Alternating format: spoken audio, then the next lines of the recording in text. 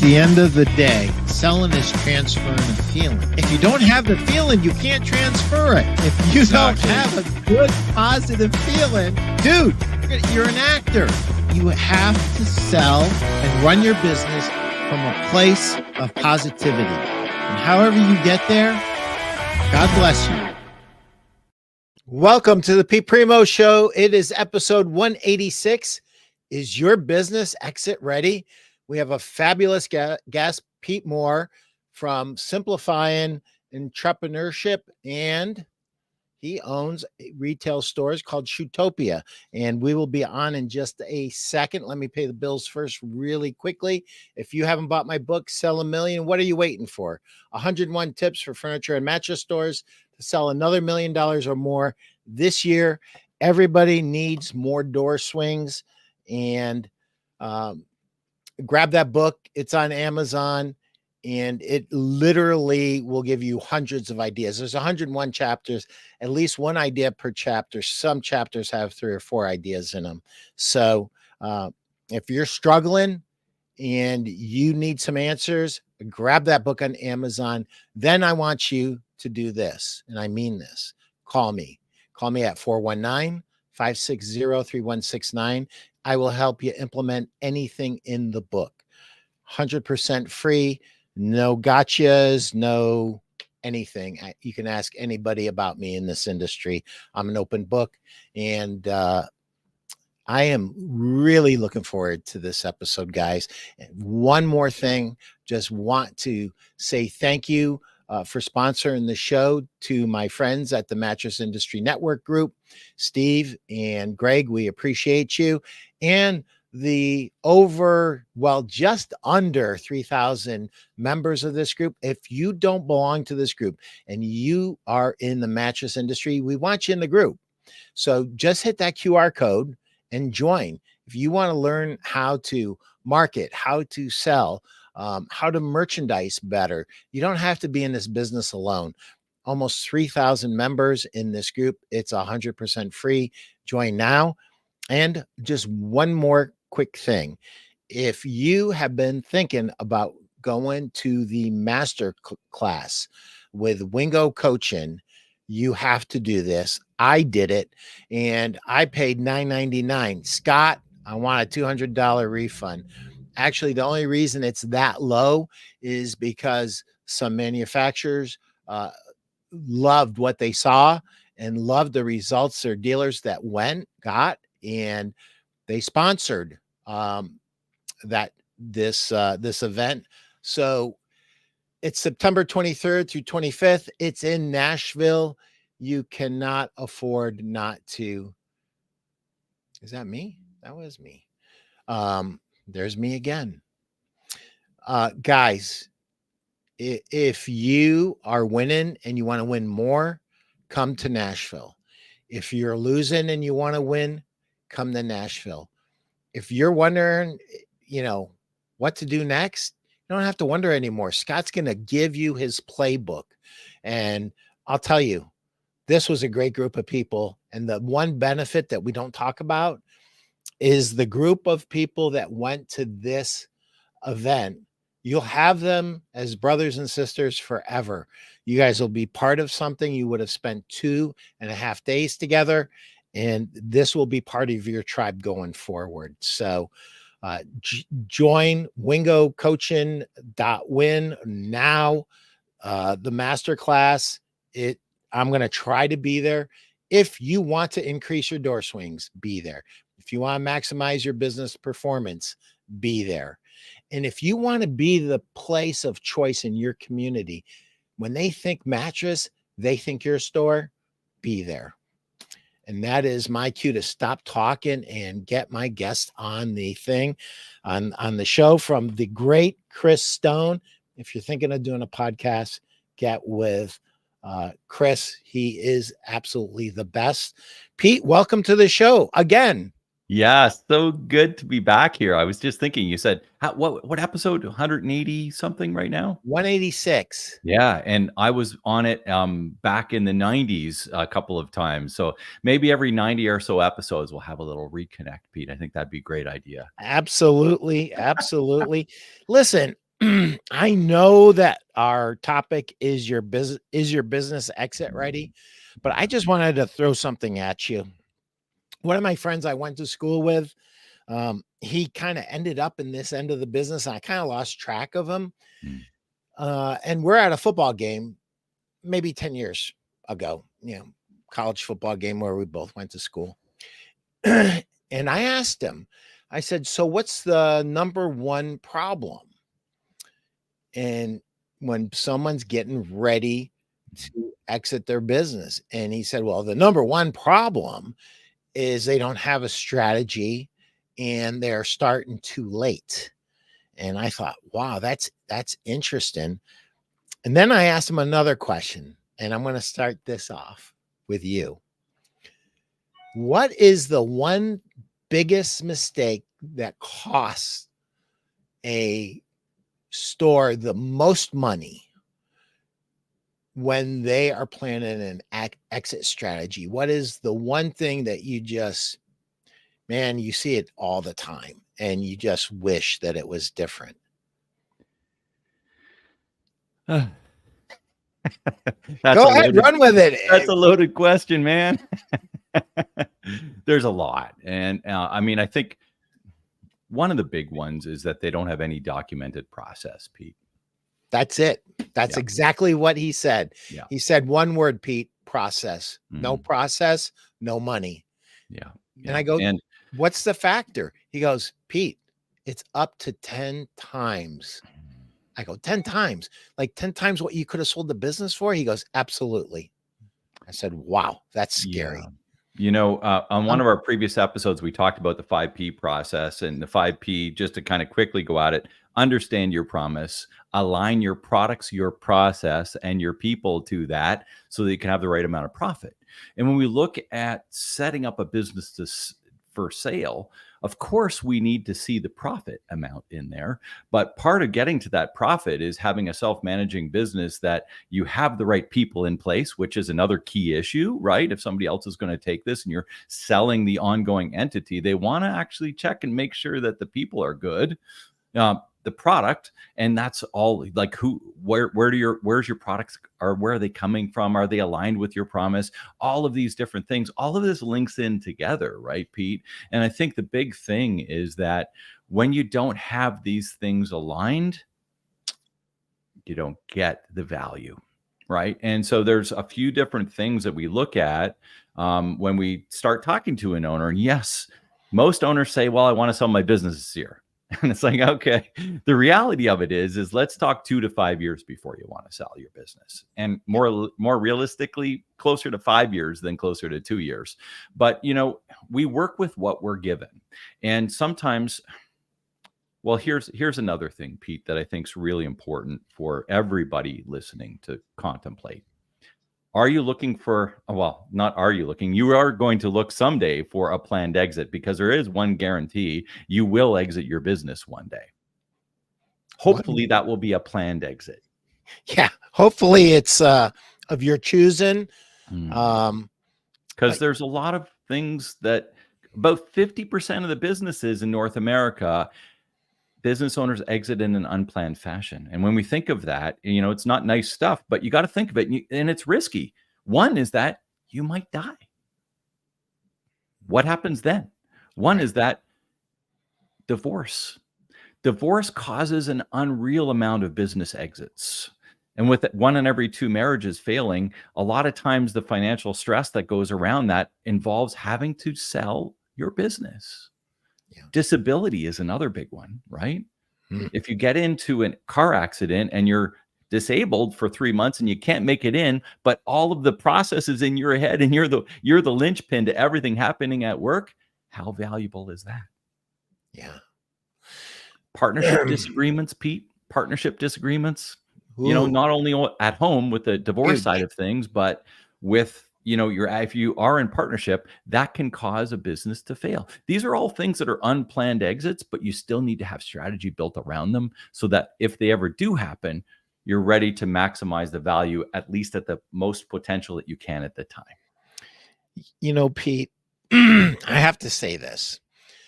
One of the things that I love about you is you are such a gentleman, but there's something over your right shoulder that I want you to show the audience, and I don't want you to be one bit bashful about it. Well, thanks.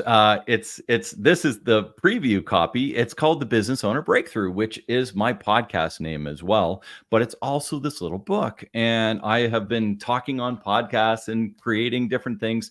But it's all around the 5P structure that we basically touched on.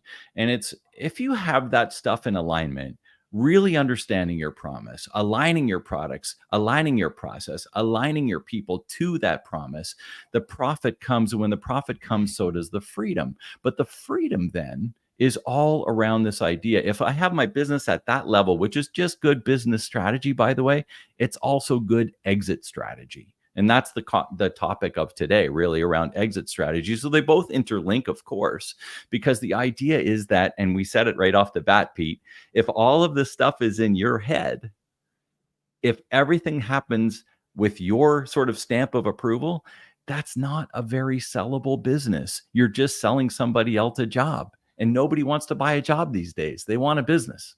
Yep. Yep. As a matter of fact, Scott Vaughn, my friend, owns 2 stores and is a business coach and consultant.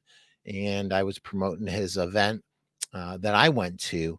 Um, he says it this way, and a lot of other people have said it this way too. Build your business as if you're going to sell it. Document every process, because you're going to sell it one way or another, unless you die or something bad happens that way, but you're going to sell it.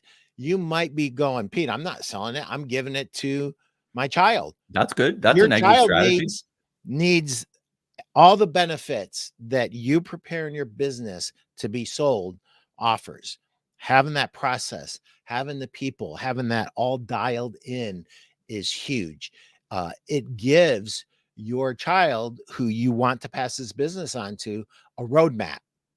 And it is unbelievably, um, unbelievably valuable. And most of the time, the business is actually sold to the child, and usually made with monthly payments from the profits in the business, but it is sold. So make no bones about it. And if you want to keep getting your monthly payment, give them a good roadmap. Yeah, I mean, I do a lot of family transition work with the National Shoe Retailers Association. I actually run a crew over there. We do one-day seminars and an ongoing group that we meet together on a biweekly basis. So we do a lot of family transfer business in the retail industry. And I think, one of the, I want to spend too much time on that, but now that you've talked a little bit about it, it's really interesting. Family transfer. A lot of times the parents want to transfer down to the kids, but there's 2 things that need to be transferred. One is accountability, and the other is actual shares. And from that perspective, a lot of times accountability transfers sometimes 20 or 30 years before the actual shares do, which is also an interesting thing. Oh, we're going to start going to Florida for the winter. You look after the store. But the kids are sitting there going, well, when am I ever going to be the owner? So part of all of this, whether you're prepping your business to be sold externally to potentially to another competitor, or handing it down or selling it to your family, all of these different structures need to be really thought about, need to really be communicated properly, not only to everybody that's involved. You need to have the right team in place, your lawyers, your accountants, your financial advisors, because here's the other thing that's interesting. How do you know what the value of your business is? Is it your buddy on the golf course, sold his business for something the same, so you think you should be able to get that? I mean, if you haven't actually done a proper valuation over the last few years, your guess is not good enough. And if 70% of most small business owners, their value lies within the business. And if you think your business is worth $1 million, but it's really worth 300,000, and you're expecting to get out in 3 years, and that $1 million is 70% of your wealth, it's a problem if it only comes out at 300,000. Yeah. Yeah. Yeah. So the number one problem is most of the time your people are coming to you too late for advice. Yeah. I mean, good exit strategy, Pete, is it should start from day one. And it's like you should always have, is your business exit ready? Your business should always be exit ready. Mm. One of the interesting stats is that 80% of the listed businesses in North America do not sell. 80% Really? do not sell. There's a few reasons for that. The number one is because the current owner doesn't really have an after plan and gets cold feet and doesn't want to do it. So part of exit planning is actually knowing what the heck you're going to do after you sell your business. That's part of exit planning. It's personal.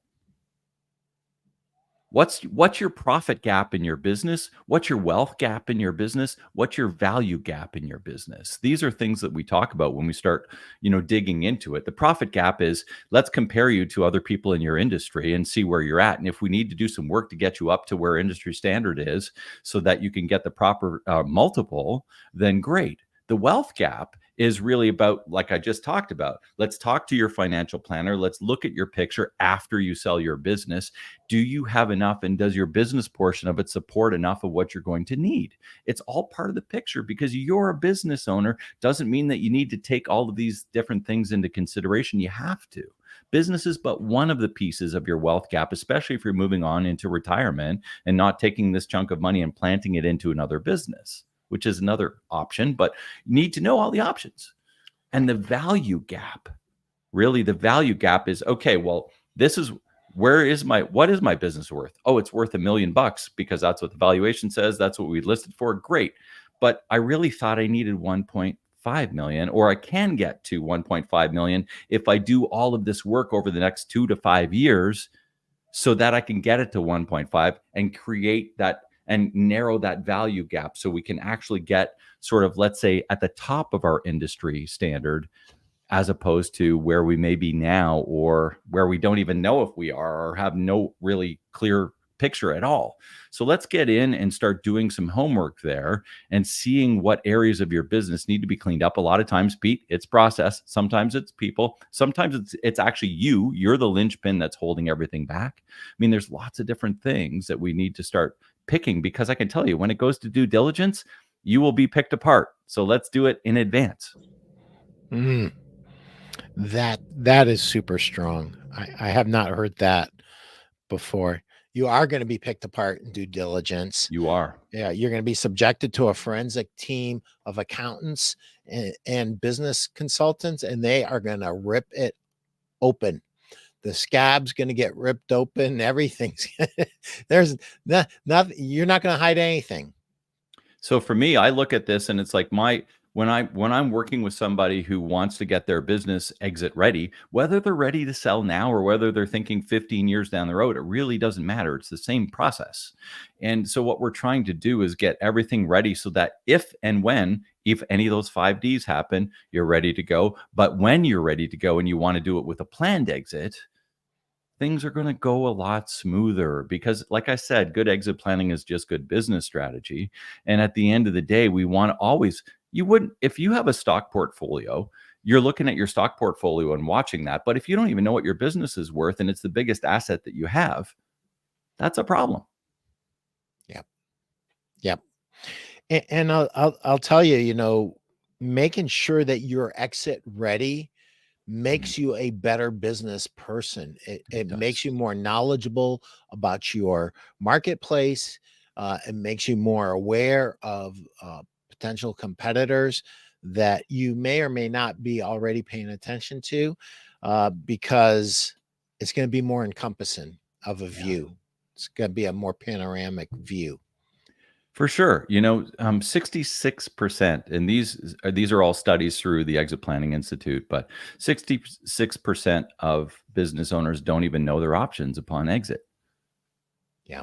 They just think, well, I can sell or I can close. Well, no, there are a lot of other options. There's management buyouts. I mean, depending on the size of your business, private equity, there's all sorts of different things that Yeah. you can be looking at in order to structure this deal. And it's really interesting when you start, because a lot of people, they've been down in the weeds, they've been making the decisions, they've been making the sales, they've been trying to get the door swing. Like you said, you talk a lot about getting your door to swing. You're spending all your time on that. But there does come a time down the road where you're going to think about exiting. And I just think that you need to be spending some time working on your business, not just in it. And I mean, we hear this a lot, but like people are wondering, well, what should I be working on? Well, you should be working on stuff like this. It's important. It's your money. It's your family's legacy. It's all of the different things. Like when we look at legacy, you have your business legacy, but you also have your family legacy. And the reason we get into business is to have a better life and better family and all this other stuff so that so the business can prop up our business, or sorry, the business can prop up our life, not our lives always propping up the business.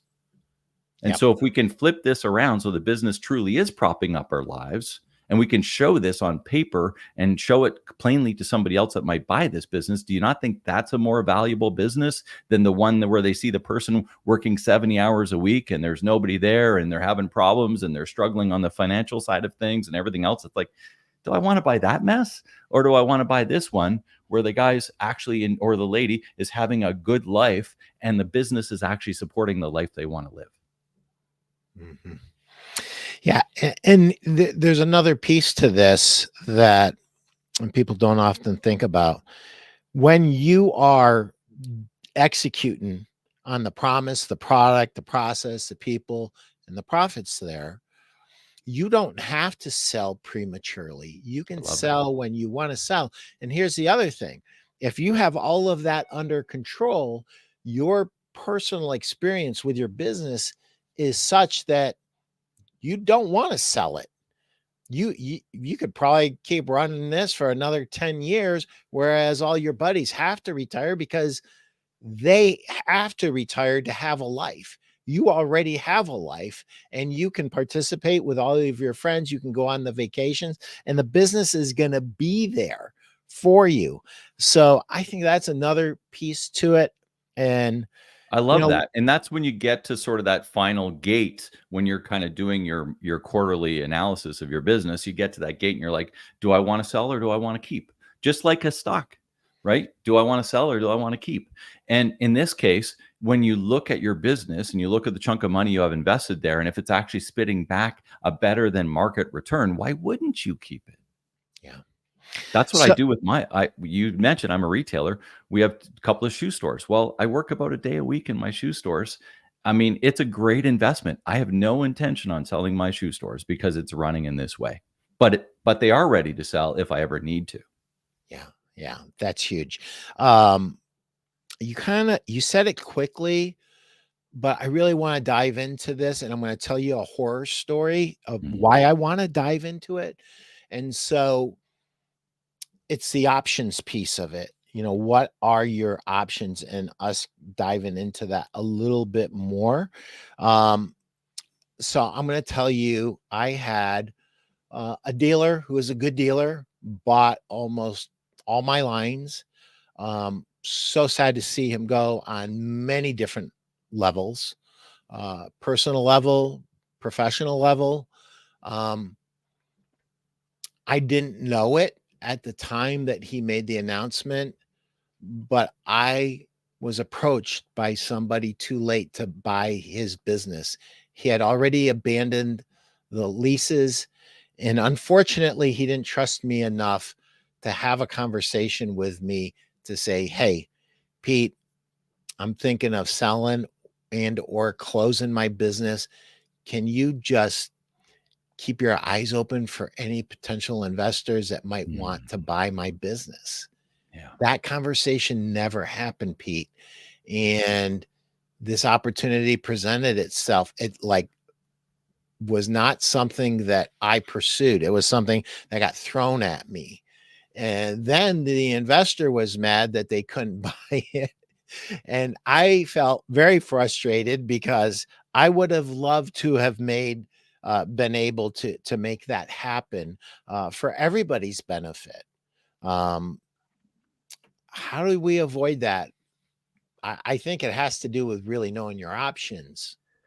It does. And, I had a coach call with a retailer this morning. She owns a pet store and she's been at it for 25 years and she wants out. And she's got a 2-year timeline before her lease. You talked about the lease. That's one of the triggering issues. Definitely, her lease is up in 2 years, and she would like to have this transition by then. So there's a bunch of work we need to do, but she knows well enough that triggering event, the lease, and she's given herself enough time. 2 years is not great, but it's not bad. We can work through that. All of these different things become triggering events. So think about the different triggering events that could happen, like losing a key person, a general manager, these kind of things. All of these things can happen. What the risks around those different things come up into play to where these things, just like I said, unplanned or planned exit. And that was an unplanned exit probably for that particular person because he hadn't given it enough thought. Yeah. If you don't give this stuff enough thought, you haven't even thought who you could actually talk to. You don't but I think a lot of times there are people within your industry that like, and trust, that the reality of it is, and I said this to another gentleman that we work with, another retailer actually, and he owns, he sells wheelchairs and all this sort of stuff. And I said he didn't want the fact exposed that his business was going to go up for sale. But it had been for sale for 3 years. And I said, your business isn't transferring and you might as well just let it loose that your business is for sale, because the next step is that you liquidate. So everybody's going to know anyway. Right. And, a lot of these people that are getting older, they're 79, 82. I've seen this stuff and they're still the owners of their business. And it's like, do you not think that your customers think you're ready to exit or maybe want to exit? Of course they do. Of course they do. Yeah. And if they're fond of you, they've purchased from you several times, they want what's the best for you. And you don't know who knows. One of the things that has always fascinated me in my 43-year career is you don't know who knows who unless you ask lots and lots of questions and really listen a lot, right? Hmm. One of the things that I've found, Pete, I know you're a rep in the, and you rep a lot of stuff, but I have found over my years that the reps, if you know, like, and trust a rep, talk to the rep. They are talking to people in your industry. If you think you want to sell within the industry, talk to your reps, because they're going to know who's making plays. They're listening to people every day. They're like, oh, I know that person's looking to open another store. I know that person wants to expand. I know this person doesn't want to expand. They're some of the best people in the industry that have the insider knowledge of who's doing what and when. Yeah. They'll make the introduction for you. That's great advice. Anybody that's thinking they might exit in the next 10 years, write that down, because had this gentleman done that, that business would have been sold instead of liquidated for less than it should have been. It's sad, and this is the value gap side of things, which also creates the wealth gap, which also builds into the legacy, the family legacy, the continuance of that business that he may have worked in for his career. It's like, even though we're going to sell this business or transfer this business, there's still some attachment to a business. I mean, I say I don't have a lot of attachment. It's a business, but at the same time, it's stuff that you've worked on. It's stuff that you've done. You don't want to see it go down, but after the transfer happens, it's really not yours anymore. So you have to be okay with that too. That's part of the transfer, right? And that's one of the things why people don't want to see their legacy go in a different direction, which is one of the reasons why they don't sell it. They might get to the final stage and then they might back out because they're like, well, I don't like this guy. But ultimately, it doesn't matter if you like the person or not, because they're going to own it and they're going to do what they're going to do with it. So everybody will exit their business one day. Yeah, it's just planned or unplanned. Mm. And then if it's planned, was it well planned or was it hurried? And so I think everybody that's watching, whether you're 25 or 65 or 75, Start today. Yeah. Start start today. We look at the generations too, Pete. People who are 25 or 35 years old, there's a very good chance that they won't have the business that they're in now for their career. More often than not these days, people do change 2 or 3 or 4 times throughout their working career, once every 7 to 10 years type thing. So when you look at that kind of stuff, even if you are young, and you're saying, I'm not going to exit this thing. Well, there's a good chance that you probably will exit that business. I mean, I've exited several businesses over my career, even. And I'm 52 now, but I've had several different businesses that we've bought and sold over the years. They needed to be exit ready, or else we were leaving money on the table. And that's either leaving money on the table to take that chunk of money and then go invest it in my next venture, which I did the last time with our shoe stores, or it's if it's the final venture, it's taking that amount of nest egg that you're going to have for the rest of your life, and then potentially for your family's better benefit down the road as well. All of these things need to be taken as a whole picture, because this is where your life and your business blend together in these conversations. What do you want out of this? How do you want it to look? How do you want it to feel? What's the money involved? What's your life after involved? So much of that's because we've worked in our businesses so much. We've done all these different things. It's like, what am I going to do afterwards? That's why I don't want to sell, because I'm afraid that after I sell, I don't know what I'm going to do with my life. If anyone is watching this, not that you want to sell your business or you're going to exit it, but maybe you have a friend who has a question, plop it in there and let us know. I was afraid that some of you would not ask the questions you're dying to answer, because you're dying to ask, but you're afraid. So ask for a friend, whatever question you think your friend might have who's being shy. And I do have a question, Pete. Yeah. Here's my question.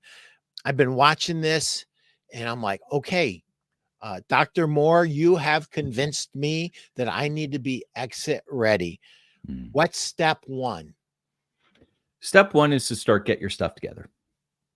I mean, all of these things, it needs to be clear and concise. It needs to be in a format that other people can understand, not in industry jargon, because there's a good chance that somebody who's looking to buy your business is a retailer that may buy your mattress store, your furniture store, whatever the case is, but maybe they came from the shoe business and they're like, it's another retail store, So I need to understand in clear language what I'm buying. So that process piece, we have all of our process documented very easily, very understandable, very findable, right? So all of these different pieces of the puzzle, your books need to be extremely clear. If you're going to spend any dollars in anything, get your books cleaned up. There can't be people, we talked about it. People will rip you apart. They're going to go in there and they're going to ask every little line item on stuff. So if you're hiding anything in your books or anything, like if you took a trip to Europe last year to a mattress convention and it was $20,000, you need to have that detail available to show the new owner. If you have a motorhome in your on your balance sheet, and it doesn't really need to be on the balance sheet, you need to explain that to the new owner. If you're paying your kids who aren't actually working in the business, you need to explain that to the new owner. All of these things need to be detailed out in a way that's very clear, so you can show sellers discretionary earnings, which is everything sort of that you're taking out of this business, including your kids' cell phones and their cars and stuff, all this other stuff that you're running through your business to bring down the taxable amount. And I get that, but you want to bring down the taxable amount so you're not paying as much tax, which is totally normal. But if you're not paying as much tax, that means you're not showing as much profit. And profit is what all of your multiples are based on. So you can see where the problem is. If you're showing zero profit, even though you're actually built in $100,000, multiples of zero versus a multiple of 100,000, big difference. So you need to be able to clearly explain all of the things in your books, just like you need to be able to clearly explain your relationships with your partners, your relationships with your vendors, anything that's signed, anything that's, all of those things need to be sort of documented and detailed so that you're handing over these files in a way it's like, oh, this guy is prepared. And how would that feel if you were looking to buy the business? It's like, I have full confidence now that I'm buying what I'm buying, not like, what about this question? Oh, I don't have the answer. What about this question? Oh, I'll have to dig that out. What about this question? Oh, I'm not so sure. Like, that's not given the ultimate confidence in that fact that I'm asking you for this amount of money and I don't have any answers for you. So that is super interesting and something I didn't even think about. I'm so glad you brought this up. Your preparedness level directly impacts the confidence that a potential suitor has in your business, has in you, and has in your business. And if you're not prepared and you just start tripping your way through this thing, you're probably not selling, but you're for sure, if you are lucky enough to still sell, you're going to sell for less than what you could have sold for. Yeah. Just because of that lack of confidence and that lack of preparedness. That's huge. So a big step, Pete, is really getting in there and saying, oh, let's look at your last 3 to 5 years. Let's pick apart all of the information so that we can recast those profit and loss sheets, and we can recast the balance sheet, and then we can put it into seller's discretionary earnings so that we can then tag that into your NAICS code for mattresses if you're a mattress store, or shoes if you're a shoe store. And then we'll look at the variety of other businesses in North America that have sold over the last little while for multiples, and we'll get a range of value. And from that range of value, it's like, okay, your business is worth between $1 million and 1.3. And based on that, now we're gonna look at sort of the soft stuff, which is, okay, how involved are you, and how long's your team been in it, and how good is your process, and all of these different things. We've got 8 sort of different variables that we look at there. And then that's the areas that we're going to go to town on, because a lot of times when we get into that, the real number is not just the multiple, it's all around your human, your structural, your customer, and your social capital. And the human capital is your people, right? Structural capital is your process. Customer capital is, can you prove to me that you have, X amount of people on your email list? Can you prove to me that your average lifetime value of a customer is this? All of that. The social side of things is not social networking. The social side of things is your culture. People will pay for culture. So when you look at those are the 4 capitals that people buy that make your business more interesting and make your business more valuable. So good. Scott Vaughn, when you sell, do you include personal vehicles, or is it standard to take them off the books? If you take them out, are you responsible for paying back depreciation? No, you're usually not responsible for paying back depreciation, because it will be sold out at the book value. So if you bought a $100,000 Yukon and it's 5 years old or whatever, and you've depreciated it down to $20,000, you'll buy that personal vehicle out for $20,000 or whatever the black book value is, essentially. So because that portion's been, what you need to do is you need to be paying essentially what it's worth, and these all become negotiable things, because maybe the new owner does want that Yukon. Maybe they don't. And so all of these become negotiation pieces of when you actually go into the structure of the deal. And a lot of times personal vehicles are taken out. A lot of times that motorhome is taken out. All of those things, just like if you were to buy a house, it's like, hey, are you leaving the couch or are you taking it? So all of these things just are the ups and the downs of the deal. The deal's worth $1 million plus this, plus that. And, it's got to do with receivables and account and payables, who's paying the receivables, there's always going to be those ups and downs. That's on top or below the actual deal amount. And those are the adjustments that happen upon final transition. Negotiable. Another really good question. JR. Yeah. What's the best way to leverage your business to get the most value when selling, when you don't have anything that is proprietary or don't own real estate? Well, I don't own my 2 shoe stores, the real estate. We sell branded products at our shoe stores.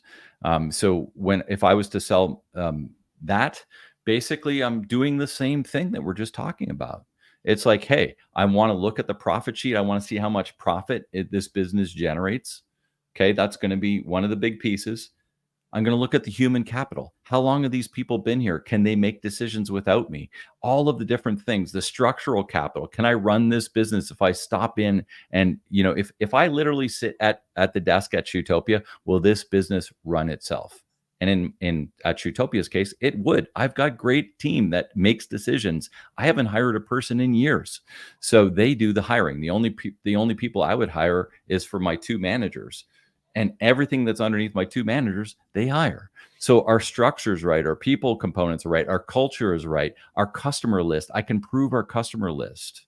We have 18,000 emails. We've got 30,000 people in our point of sale system. I can go in and pick off all of their lifetime value of all of our customers. So as far as returning customer base, people pay for returning clients. Yeah. RJ, that was a great question. Thank you for that question. Yeah, for sure. And what I'm hearing is that a CRM that is well maintained, well executed, purged on a regular basis, that is an integral part of the business, adds value when you're selling. For sure it does. And I mean, I'm just going to use the example of taking someone's email. As much as you say, and I hear this a lot, oh, emails don't matter because, email's just junk mail. Well, I can tell you that email's still getting into their mail every single time you send one. And when they're ready to buy that next mattress, when they're ready to buy that next pair of shoes, when they're ready to buy whatever it is that you sell, they'll open that email. And until then, it doesn't matter if they don't open it, because the only time it matters is when they're ready. And if you're not there when they are ready, they're going to go to the person that is there in their inbox. How important are emails for the value of your customer base and for the value for you to show to somebody else? I can contact 18,000 people at a press of a button, as opposed to trying to advertise in your local newspaper, send out a billboard on the highway, all these different things. And we advertise in those areas too. But I can tell you the most valuable thing that I have is a person's email address. And when you can tag that to see their purchase history and all the other stuff around it, that's again making that person who's going to buy your business feel good about the fact that they have direct contact with somebody who's already bought here before. That's valuable. And don't forget their cell numbers. That's part of the CRM too, and becoming more and more important. At Wingo Coachin's Success Masterclass in Paducah, Kentucky, Scott showed us a sequence of, it was either 9 or 11, Pete. And here it was. Every, I don't know, maybe 2 or 3 days, and this went on for weeks. No answer. Customer had been into the store, and now we're doing the follow-up sequence. Follow-up sequence is going out as planned. No answer.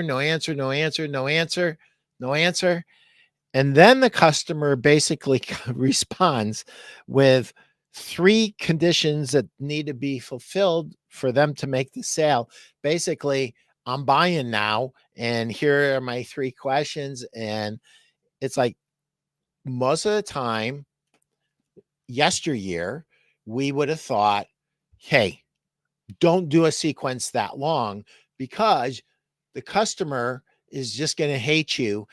And what we're starting to learn is the customer doesn't even see that email. They don't see that text. They dismiss it very quickly. They don't sit here and go, why is this mattress store trying to ruin my life? They don't do that, or that shoe store trying to ruin my life. Nope. They're just, it's not a priority. And when it becomes a priority, there you are. And then they are responding to you instead of somebody else that didn't follow up. That was exactly it. And I think, I'm a business coach, but I get coached too. And one of my coaches is a master marketer, um, long history. His name is Dean Jackson. And Dean Oh, has this concept. he's a legend. Yeah, I mean, Dean's so cool. I spent 3 days with him a month or so ago. But one of the things that I think is interesting here is that if we look at the people in your pipeline, 50% of them, if we look at this box here for anybody, 50% of them, the top half of this box, are never going to buy from you. The bottom half of the box, about of those 50% on the bottom half, about 43% of those people you have in your base, but they aren't ready to buy. So only 7% of the people out of the whole 100% of the people are actually ready to buy now. So what happens if you let that line go after a couple of interactions is that you've left 43% of your entire audience to go to somebody else. How important is it for you to show up in their inbox continuously, whether it's on their phone, like by text, or whether it's by email? How important is that? It's vitally important. It's 43% of your overall list versus the 7% of your overall list that's ready now. You need to be there when they're ready to raise their hand and say, I'm ready to buy. I did not know you worked with Dean Jackson. He is absolutely a stud marketer, fabulous business coach and marketer. Yeah. So here's one thing that I wanted to give anybody that's watching this. I want to bulletproof your mindset with this. Did you hear that Pete said half of them aren't going to buy no matter what? So stop being butthurt when somebody unsubscribes. Look up to the sky and say, thank you. I don't have to email them anymore. I don't have to text them. You have to become immune to that. They just weren't the right fit, and that's okay. Yeah. So that's my. Let's focus on that bottom half, that the bedrock, which is that 50%, and don't let that 43% just go into the ether. That's your returning business. You've worked hard to get that contact. You've spent a lot of money and a lot of time to get that contact. And just to say, well, after 2 emails or something like that, they're not responding. They're not ready yet. Yep. They will be. 100%. Chris, we have any other questions that we haven't gotten to? Because I have just looked up at the clock for the first time and I thought, hey, we're probably 20 minutes into this thing. And I have to give the show over to Pete because my guests always get the last 10 minutes. So Pete, what is near and dear to your heart that you would like to give to everybody that's watching, that maybe I didn't ask you that I should have? I think we've covered a lot of the stuff here, Pete. And, I just really, I have this. So I've got sort of an overarching theme for what I do. And it's that business owners are the backbones of their community. They're the people that donate to the church. They donate to put the new steeple on. They put the wing on the new hospital. They plant all this. If they have a landscaping business, they're the guys that go in and clean up the playground and look after that and build all the new park and all this kind of stuff. Business owners are the backbones of their community. And if there's something that I can do to help that business owner be successful and have a better life and leave a longer legacy within their community, then I've done my job as a business coach. But part of that is that if you don't have the profit in your business, if you don't have the time to give back to all of the different things that you want to give back to, then whether we call it exit planning or whether we call it, just good business strategy, these are the things that we need to spend time on, because you know what? 10 years goes by quick, Pete, right? Yeah. 20 years go by quick. You look back and you're like, what the heck just happened? I've had my business for 10 years or 20 years or 30 years, whatever the case it is, and I still don't when I first started, I thought I would be doing this, this, and this, and I'm still doing that, that, and that. So when's the time to get started on this stuff? Right now, today. What are the pieces? Start with your process. Start honing that up. Start looking at your books, making sure that they're clear. Do what you need to do in order to get this business through the eyes of somebody else. If they're looking at your business, can they understand what it is you do, how you get there, how much money you could make, and all of these different things? Start taking down the risky areas of your business. Don't hide them behind a door. Pull them out. Let's deal with them, because when you go to due diligence, you will be dealing with them. I have a quick question. I know I gave you the last 10 minutes, but now I'm stealing back a little bit of time. At what point do you encourage them to get a proper valuation of their business? Obviously, it has to happen after you get everything together, because there's no way to evaluate a business if everything's not located and I do work, like I'm a value builder associate. So with the value builder, we have a big assessment that we have that goes through that, and it'll give you a range of value, which is really a preliminary valuation. And in a lot of cases, that's good enough for sort of ongoing type business, because it gives you a starting ground, a range of value where your business lies within the variety of multiples within your industry, and gives you all of the different things to start working on and building, so that you're building the value in your business. If you're looking for a formal valuation, I don't do those, but I have different people. Your accountant would probably have that capability in some cases, depending on the level of accountancy that they have, because formal valuations don't necessarily need to be done all that often, unless you're at more of a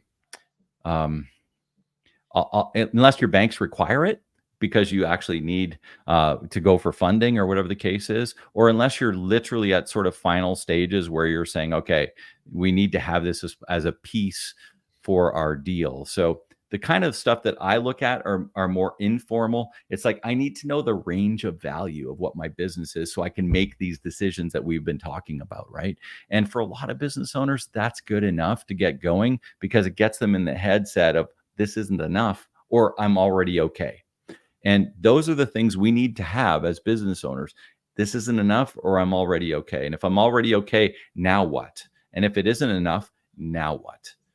So the formal side of things usually happens more when you're actually getting ready to list, or if there's some sort of financing involved, or those kind of things. And range of value usually is good enough for most of the business decisions that we make as business owners. I have one question. Have you ever gone through this process of improving the 5 Ps, and the business owner goes, I can live with this. We've improved my business so much. It's not taking up as much of my time. I can actually enjoy my life. Thanks, but I don't want to sell right now. You're talking to that person. Really? Tell me about that. Yeah, I mean, I mentioned it to you from the side of my shoe stores. It's like, hey, listen, I've always built businesses with structure and all of this sort of stuff, but the real reason is that I get bored. I get bored of stuff, Pete. And for me to sell shoes every single day in my shoe store, I'd be bored. And I love my shoe store. I love doing what I love to do in my shoe store, but I don't want to necessarily be the person to run that thing every day. And knowing that is step one of setting your business up, right? And so when I'm working and I'm heading out to a trade show just after this, we're going to buy all of our shoes for next spring and summer. And I love that part of my business. I'm going to go with my manager, and we're going to do the trade shows, like when you guys go to your markets and stuff like that. I love that. I love seeing everybody, all these kind of things. But ultimately, the day-to-day sort of standing around and I love to serve our customers when the store is busy. I don't even want to be there when it's not. And so all of these things you can probably associate a little bit with, because everybody, or most of the people listening to, are retailers here too. And so I've set my business up so that all of those things, I'm not on the schedule unless I'm sort of the very last person to come in and actually cover shifts. But I'll be there if it's busy, because I want to be there. And that's how I look at these kind of things. So, I was that person, and I've set this stuff up over all of the different businesses that I've had over the years because I wanted to do other things. And so if I was making all the decisions in my shoe store today, I wouldn't be having this call with you right now. I wouldn't be able to help other businesses do what I've done. I wouldn't be able to help other people set their businesses up in this way that I've done throughout my 30-year career. And that's what I'm very passionate about, getting people to that point so that they can then make the choice. Do you want to sell? And if that's right for you and your family, great. And if it isn't, that's okay too. Keep it. It's a good investment. Now that we know what it's worth, now that we've got everything laid out, is this $1 million invested in here spitting you off 200,000? Is that 20% return enough for you? Or do you think you can make that more somewhere else? All of these things come into play. Yeah. Wow. We could have done this for 2 or 3 more hours, brother. We'll revisit maybe before the 90th. Yeah. I think we should get you back on before the 90th. So I am a store owner. I've been watching this. I'm like, I need to talk to this guy. How do people get a hold of you? Best way really is just to go to speaktopete.com, slide over to Simplifying Entrepreneurship. Chris has it popped up here. That's my website, simplifyingentrpreneurship.com. But if you want to book an appointment with me directly, just go to speaktopete.com, and that'll take you to my calendar booking, and we'll have a little chat. And from there, we'll see if we're a right fit. I coach because I love coaching. I do this because I love coaching. And if we're not a right fit, I'm just not going to, we're just going to say good meeting, but no, at the same time, if we are a right fit, then let's dig into it. Let's get into the nitty gritty. Let's have a conversation on the back end around stuff that other people are going to ask you anyway. And as I mentioned it to you earlier today, when I was talking to one of the ladies that I'm coaching, it's like, people are going to ask this stuff. You might as well hear it from me so we can have the clarity in the documentation, all the other things ready to go when you're ready. That's being exit ready. Pete, can I go and buy your book right now? Right now, it's only available on Kindle, but it will be available in soft cover September 10th. So looking forward to a big release for that. Awesome. Pete, thank you so much. This was just incredible. I'm excited for you to be going to market. I just got back from 2 in the last month, so I'm glad you have to travel and I don't. Every now and again, we have a guest on the show that has a unique set of skills, and you're one of them. You own a shoe store. I do. You own 2 shoe stores, and you have implemented everything that you're suggesting, and you're running a business, several businesses, really. You have marketing consultant, business consultant, different avenues to pursue. And now you're a published author. So congratulations. Hey, thanks. It's a fun ride. I love what I do. I love having these conversations with people like you, Pete, and the entrepreneurs in it, doing what they're doing, working through their struggles, trying to help them have better lives. And I think, we get into business to have a better life. And anybody listening, reel back a little bit to when you said, you know what, I think I'm going to be an entrepreneur. And the reason you became an entrepreneur is probably because there were certain freedoms you thought you could have. If you're not experiencing those freedoms, if you're feeling like it's been taken away from you instead of given to you by being a business owner, then these are the things that people like Pete and I can help you through. These are the things that we work on with our clients, right, Pete? It's like, let's get this going so that we can actually help you have the life that you want to live, because that's why you got into business in the first place. Amen. Pete, thank you so much.